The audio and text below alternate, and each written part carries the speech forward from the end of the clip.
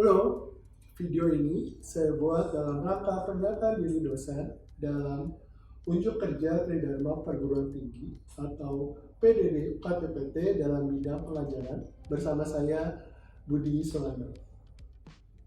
Berikut adalah ulasan singkat mengenai profil diri saya. Nama saya Budi Sulaiman, Master Psikologi Psikolog, gitu ya. Saya menamatkan studi S1 di Psikologi BINUS, kemudian melanjutkan studi di Tarumanegara di bidang psikolog pendidikan. Dan saya saat ini menjadi dosen tetap di Psikologi BINUS, gitu ya. Dan saya juga memiliki sertifikasi Lumina dan bergabung juga di IMSI. Nah, pada video ini saya akan menjelaskan mengenai gambaran umum tentang satu mata kuliah yang akan saya jelaskan, gitu ya, yaitu terkait dengan e-learning psychology dengan kode mata kuliah PSYC 619107. Adapun beberapa informasi umum adalah yang pertama, mata kuliah ini memiliki bobot 2 SKS dengan kelas teori, kemudian diberikan kepada mahasiswa semester 4 dengan jumlah pertemuan adalah 13 sesi. Kemudian textbook yang digunakan adalah dari John Waller 2011 ya, dengan judul Psychology of the Classroom e-learning. Ini gambarnya ya, bisa dilihat. Kemudian, nah, deskripsi mata kuliah. Untuk deskripsi mata kuliah ini adalah mata kuliah ini berfokus pada unsur-unsur psikologi dari praktek pendidikan, gitu ya. Mahasiswa akan diperkenalkan tentang bidang pengajaran dan pembelajaran yang didukung oleh teknologi. Yang psikologi pendidikan juga terkait dengan perkembangan tersebut. Mata kuliah ini juga nanti akan meminta mahasiswa untuk bisa menganalisis e-learning yang substansial dan berguna, serta termasuk penelitian-penelitian yang berkembang saat ini dengan landasan teori dari psikologi dan aplikasi pedagogis. Nah, untuk capaian mata kuliah ini atau CPMK-nya bisa dilihat ada 4 CPMK. Yang pertama adalah mahasiswa mampu menjelaskan konsep-konsep dari e-learning. Kemudian yang kedua, setelah 13 pertemuan dilakukan, mahasiswa diharapkan mampu mengidentifikasi faktor-faktor psikologis yang mempengaruhi pedagogi khususnya terkait dengan penggunaan teknologi. Kemudian yang ketiga adalah mahasiswa mampu mengidentifikasi teori-teori dasar psikologi dan pembelajaran yang menentukan strategi pengajaran dalam e-learning. Dan yang terakhir adalah bisa menganalisis strategi dalam pembelajaran e-learning yang ada. Nah, berikut adalah beberapa topik yang disampaikan dalam mata kuliah ini. Dalam 13 pertemuan, kita akan bicara garis besar tentang 5 topik. Yang pertama adalah introduction atau pengantar. Yang kedua adalah bagaimana peran research dalam perkembangan e-learning. Kemudian yang ketiga, kita akan sama-sama belajar teori-teori psikologi apa saja yang digunakan dalam pembelajaran e-learning atau yang menjadi basis dari perkembangan e-learning. Kemudian kita akan belajar juga tentang pedagogi, ya, bagaimana pendekatan untuk pembelajar bagi anak-anak, gitu ya, dan akan juga sedikit menyinggung juga tentang andragogi dan tentunya cybergogi, gitu ya. Yang terakhir adalah bagaimana strategi penerapan dan pengembangan dari pembelajaran e-learning. Oke, berikut adalah untuk strategi pengajaran. Untuk strategi pengajaran yang saya terapkan di mata kuliah e-learning ini terdiri dari beberapa strategi ya, khususnya ada 5. Yang pertama adalah saya mulai dengan diskusi kelompok, gitu ya. Jadi ada beberapa sesi yang akan saya minta teman-teman bergabung dengan kelompok dan kita akan mendiskusikan kelompok. Dan saya akan mulai juga dengan review materi. Ya, saya ketika mulai dari pertemuan 2 misalnya, saya akan mereview sedikit apa yang dipelajari di pertemuan pertama, gitu ya, supaya ada benang merahnya. Kemudian ada sesi lecture yang akan saya sampaikan. Kemudian ada discussion secara interaktif dan ada juga diskusi forum dengan menggunakan Windows Maya. Oke. Nah, kita bicara tentang e-learning. Adopsi teknologi apa saja yang saya gunakan di dalam proses belajar ini? Tentunya pertama adalah Windows Maya sebagai learning management system, tempat mahasiswa bisa mengumpulkan tugas, melakukan forum diskusi, gitu ya. Kemudian saya gunakan Miro yang nanti juga akan saya tampilkan di video pembelajaran saya, gitu ya. Ada Padlet juga sebagai wadah untuk diskusi, menuliskan lesson learn, gitu ya. Dan ada quiz yang saya gunakan adalah dengan Kahoot dan Quizzes.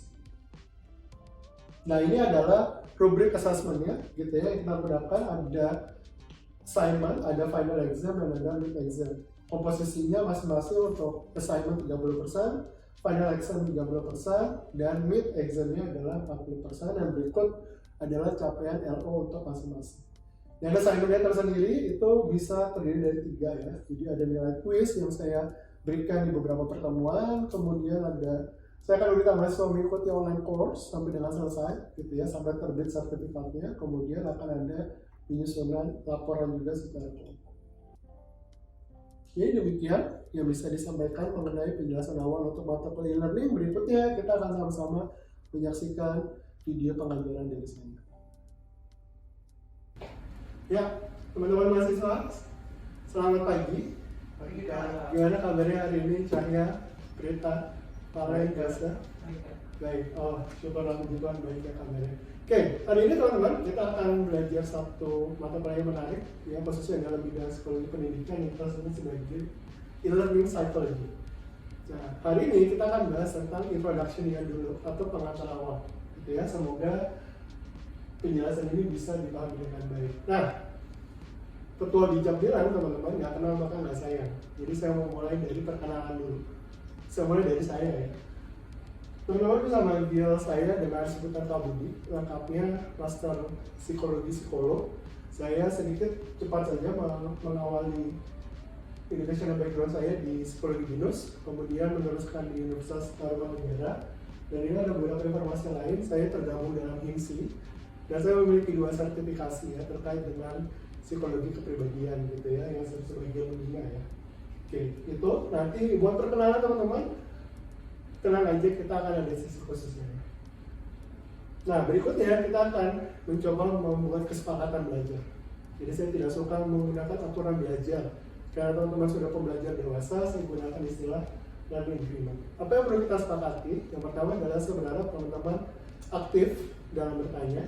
Silakan menyampaikan diskusi, gitu ya teman-teman. Kemudian yang kedua, saya juga meminta teman-teman hadir tepat waktu. Kemudian teman-teman bisa membaca materinya terlebih dahulu sebelum kita mulai kelas. Jadi setidaknya teman-teman punya bayangan, gitu ya. Dan itu juga bisa memicu kita untuk lebih bisa aktif dalam berdiskusi. Yang terakhir adalah teman-teman diimbau untuk bisa belajar meregulasi diri dengan baik. Jadi tahu nih, tugas ini kira-kira deadline-nya kapan ya, dan seterusnya. Bisa kita sepakati teman-teman? Bisa, Pak. Boleh kasih jempolnya kalau sepakat? Oke, terima kasih. Kita lanjut. Nah, untuk mengawali saya akan mencoba memberikan informasi teman-teman bahwa di mata kuliah ini teman-teman bisa scan. Ya, saya akan menunjukkan kita menggunakan satu kanal tambahan teman-teman yang disebut sebagai Padlet. Ya, jadi tampilannya akan seperti ini. Ini teman-teman. Nah, di sini sudah ada beberapa penjelasan yang sudah saya siapkan dari awal. Kalau teman-teman butuh e-book, di sini sudah ada e-booknya. Teman-teman tinggal klik aja. Teman-teman butuh slide hari ini, sudah ada ya teman-teman. Terus penjelasan mengenai assignment kita apa aja sih, di sini juga sudah ada, nanti teman-teman bisa baca.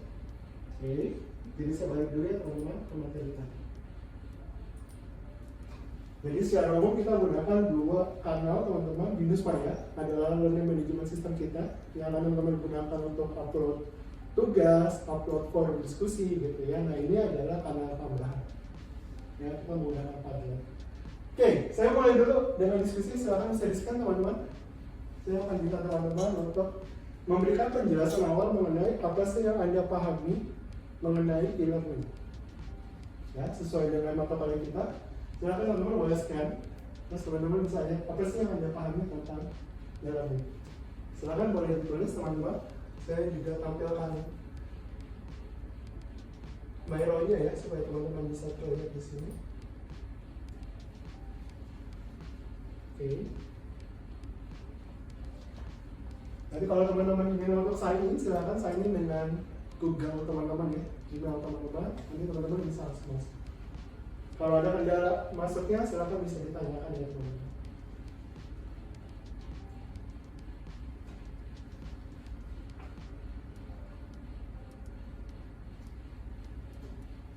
Oke, saya lihat sudah ada beberapa yang masuk. Silakan boleh dicatat aja. Langsung teman-teman bisa gunakan di sini ada fitur bisa langsung di double click ya teman-teman. Kemudian bisa dituliskan ya apa yang teman-teman paham gitu ya. Gitu ya, misalnya saya catat seperti ini.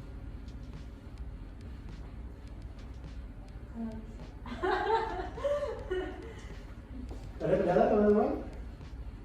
Saya akan coba balik lagi ke sini, silakan bisa di scan kembali.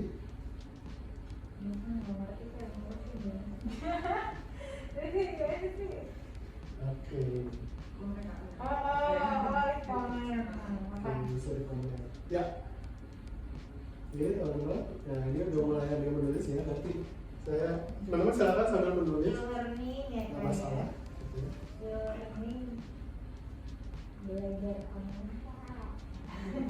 Oke, nah sambil teman-teman menulis, ya saya tetap lanjut juga teman-teman di sini.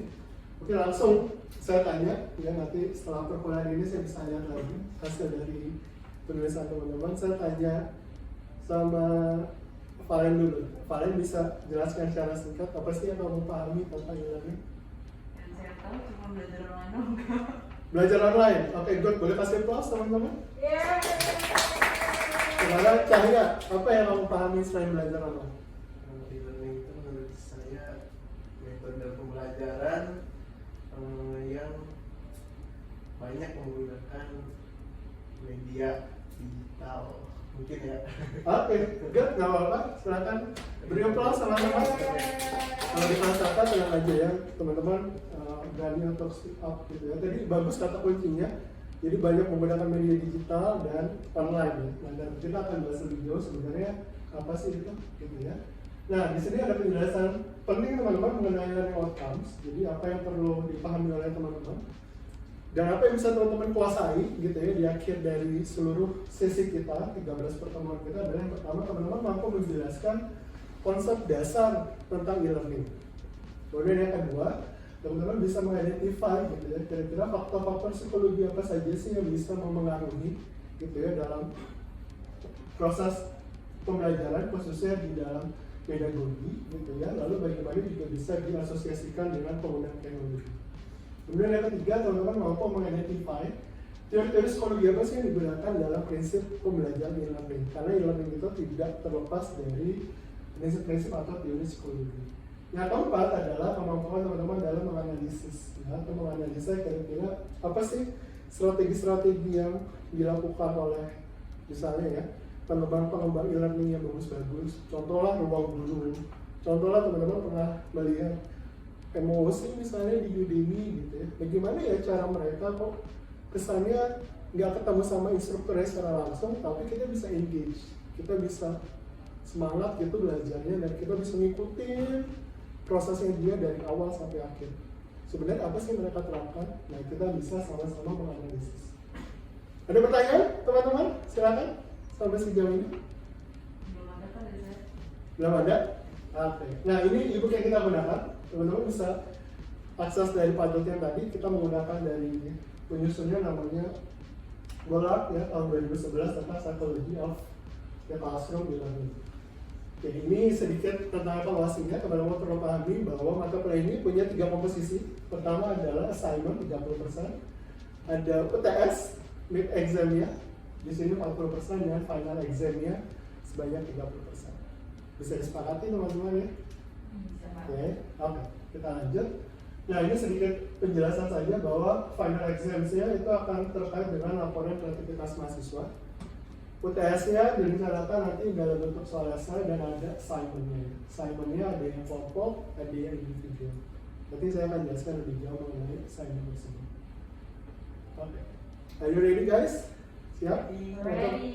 Untuk pembelajaran kita. Nah, teman-teman ini ya tadi yang disebut sebagai e-learning itu apa sih sebenarnya gitu ya. Nah teman-teman, saya mau berikan beberapa kata kunci sederhana ya. Dari penjelasan ini, sekurang-kurangnya teman-teman bisa memahami definisinya dalam 3 kata atau yang saya singkat atau 3 huruf ya, yang saya singkat dengan istilah 3P. E-learning equal dengan 3P. P yang pertama itu apa sih? P yang pertama itu bicara penerapan. Jadi yang kita sebut sebagai any forms of teaching, training, or tutoring itu adalah bicara soal prinsip penerapan.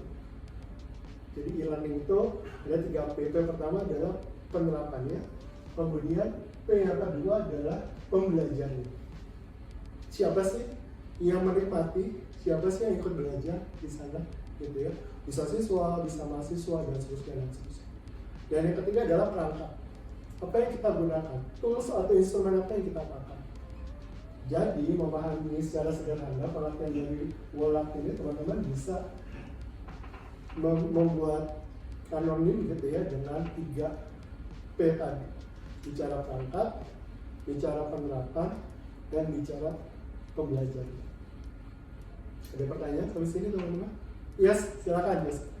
Jadi barusan Kak Bujin berikan tentang DKP ini, saya cukup tertarik dengan bagaimana strategi yang akan dilaksanakan oleh lecturer, oleh dosen untuk menangani kasus-kasus sekarang kan banyak penggunaan teknologi itu bisa digunakan oleh mahasiswa untuk bukan hanya membantu, namun juga sebagai shortcut atau jalan pintas untuk seperti misalnya mengerjakan juga seperti seperti mungkin sudah Pak Budi pernah dengar kasus-kasus penggunaan AI untuk membantu penulisan tugas ya Kak. Gimana strateginya Kak untuk menangani itu? Oke, terima kasih. Boleh kasih close teman-teman? Ya, jadi pertanyaannya menarik ya, bagaimana bisa mengantisipasi hal tersebut. Pertama adalah perlu disadari teman-teman bahwa kita tidak bisa membendung kebanyakan teknologi. Ya, kita harus memandang teknologi itu ibarat sebuah pisau. Saya selalu punya analogi adalah pisau itu selalu digunakan.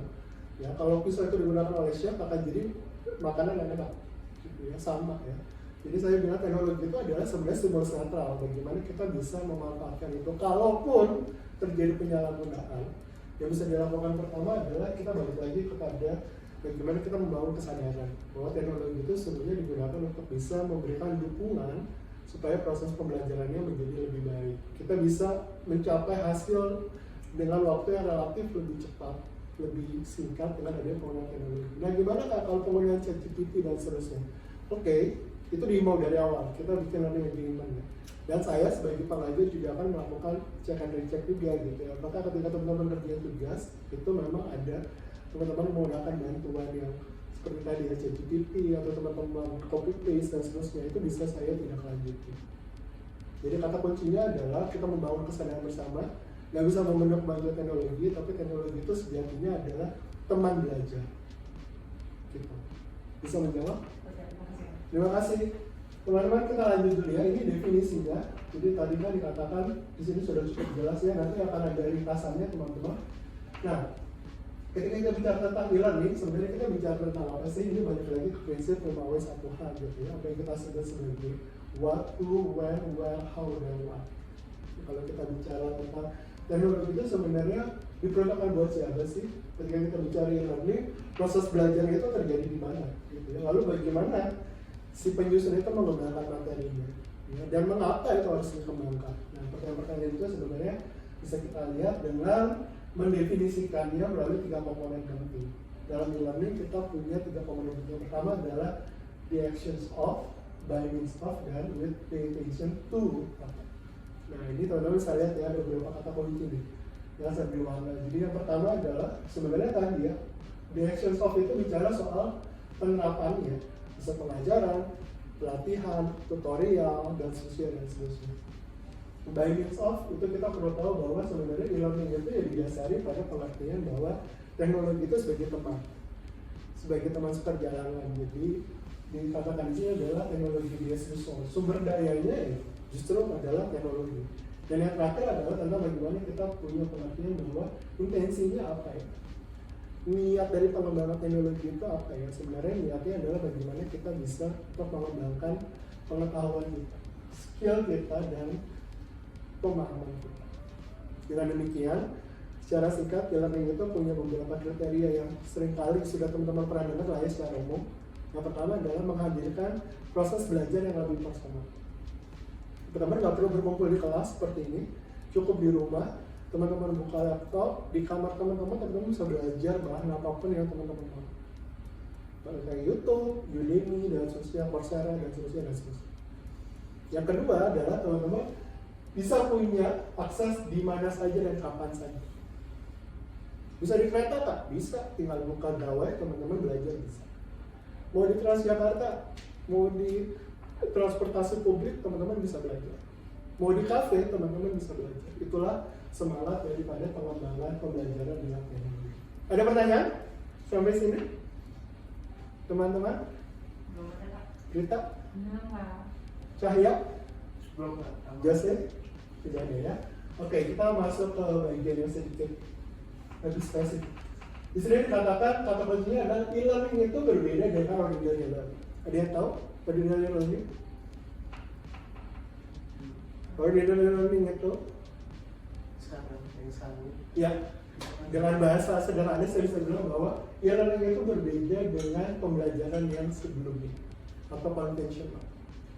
Ya, dimana konvensional itu contoh paling gampang deh, gitu ya. Kalau dulu kita ngerjain tugasnya ya udah gitu ya, mesti menggunakan pensil paper dan seterusnya. Kalau sekarang kita bisa merubah itu menjadi online. Dulu kalau kita nggak bawa buku kita mati gaya. Ya mungkin orang pernah ngerasain pas SMP, SMA gitu. Anak-anak buka buku matematika terus teman-teman nggak bawa bukunya itu teman-teman jadi nggak bisa belajar. Kalau sekarang dengan adanya cloud, G Drive, OneDrive, teman-teman mau dimanapun nggak bakal mati gaya karena materi Anda sudah tersimpan di cloud. Jadi nggak ada lagi tuh istilah siswa lupa bawa materi.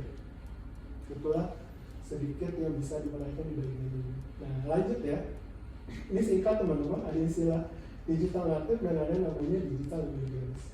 Sebenarnya konsepnya apa sih? Ada yang namanya pendatang, ada yang namanya warga digital. Kalau kita gunakan perspektif dari generation gap, gitu ya, kita bisa lihat bahwa digital native itu adalah teman-teman yang lahir di 2000 ke atas, atau yang kita sebut sebagai generasi millennials, alpha, gitu ya, Gen Z dan Gen Alpha. Memang ketika lahir teknologinya sudah bagus, teman-teman. Imigran itu adalah dari baby boomers, Gen X, ya, Gen Y itu juga sebagian masih sama sebagai warga pendatang.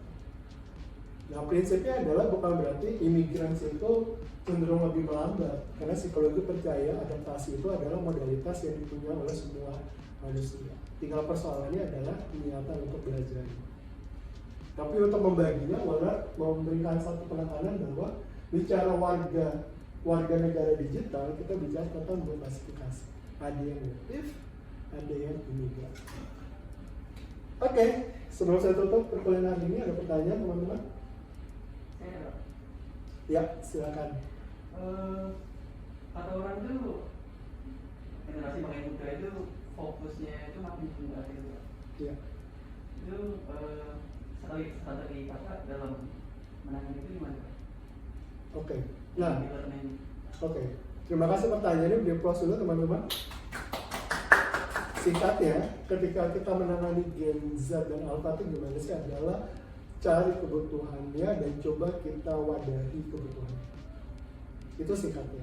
Ya, jadi misalnya tentang bagaimana sih mereka mau, kalau tugas tuh gue tuh sukanya bikinnya dengan poster. Kenapa mesti dipaksa kalau ngumpulin tugas harus pakai paper? Oke, berarti kita jangan pakai one fit for all. Kita bikin ngumpulin tugas itu dengan any forms. Jose sukanya dengan bikin konten, silakan you bikin di YouTube, upload sebagai tugas. Prita misalnya suka dengan menggunakan poster pakai Canva, ya silakan tugasnya dikumpulkan dengan poster. Kenapa kita mesti paksakan ada satu bentuk yang fit untuk semua?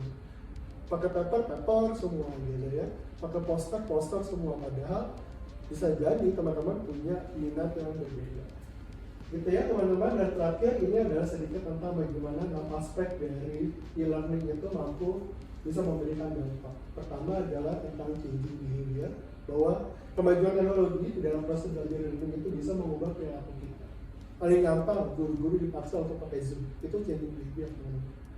Ya, tiba-tiba pandemi nggak ngerti nih, terus teman-teman di-push gitu ya, guru-guru di-push dan kita semua di-push untuk bisa bagaimana berpindah dari tatap maya gitu ya, dari tatap langsung menjadi tatap maya gitu ya. Dari luring menjadi daring, itu changing behavior. Kemudian bisa membentuk yang namanya understanding terhadap konstruk tertentu. Ini sederhananya teman-teman tinggal akses video-video gitu ya, Udemy kayak teman-teman belajar kayak pakai YouTube, itu bisa membantu pemahaman teman-teman. Bisa engage seperti tadi yang saya bikin Miro. Teman-teman bisa brainstorming di sana, bisa nulis segala macam, itu adalah bentuk dari social engagement. Teman-teman bisa tulis di forum, ditanggapi sama teman-temannya gitu ya. Input lo bagus nih dan seterusnya. Itu namanya kita sebut sebagai social engagement. Ada satisfaction dan motivation, betul ya, bahwa teknologi itu hadir untuk bisa meningkatkan semangat. Jadi nggak gitu-gitu doang, nggak monoton kalau kata anak sekarang gitu ya, masa belajar gitu-gitu aja sih gitu ya. Dan ada bagaimana kita bisa mendevelop kita juga ya, dan bisa nurture itu.